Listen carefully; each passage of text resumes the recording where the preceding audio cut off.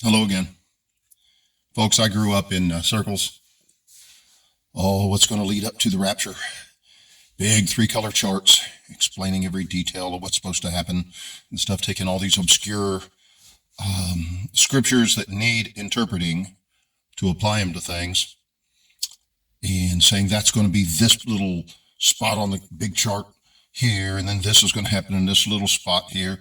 This comes from this verse over here, unconnected verses, and putting them together to make all this plan of how this prophecy event's going to happen and stuff. That's all crap. The word is didactic, and it means doesn't need interpretation to be understood. And there are verses in the Bible that don't need explanation.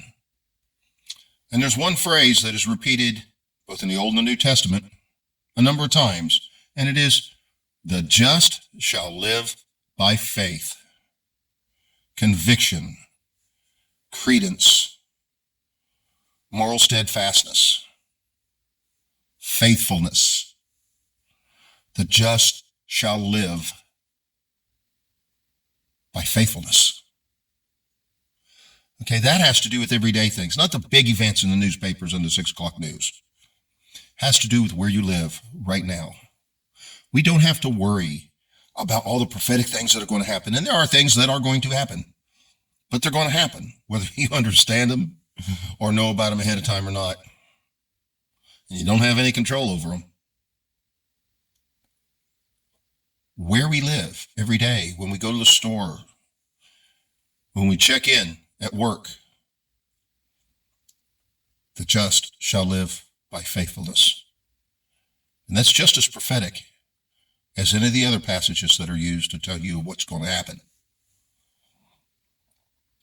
That's what you need to worry about. Have peace in the big events of the world because God has it under control. What you have to work on is putting one foot in front of the other and keep going. Faithfulness. Walking right before God, doing your duty. That really is the whole of the Christian life. And it can be found in any one of these singular verses. Romans, Galatians, Habakkuk, Hebrews. The just shall live by faith.